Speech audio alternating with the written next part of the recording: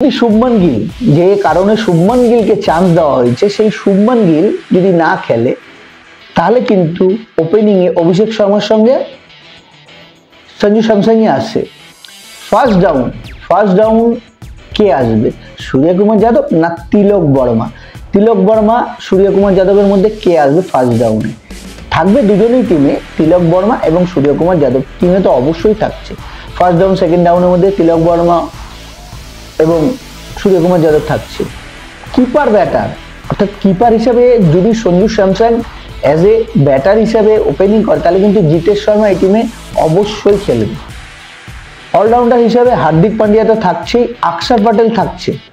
অক্ষর প্যাটেল থাকবেই, কারণ অক্ষর প্যাটেল কিন্তু এই টিমে বলিং যেমন স্পিন বলিংটাও রয়েছে, তার সঙ্গে কিন্তু ব্যাটে অক্ষর প্যাটেলকে প্রমোট করা যায়, প্রমোট করে এগিয়ে নিয়ে আসছে বা কোনো সময় পেছন দিক দিয়ে ব্যাটিং করছে।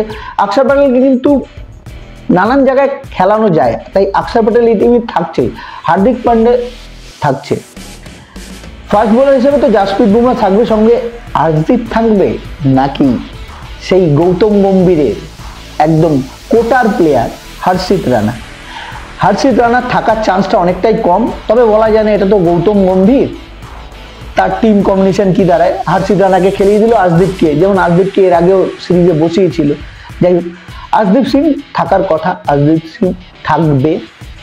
দুই স্পিনারে খেলবে কি, নাকি সেই জায়গায় শিবম দুবেকে খেলাবে?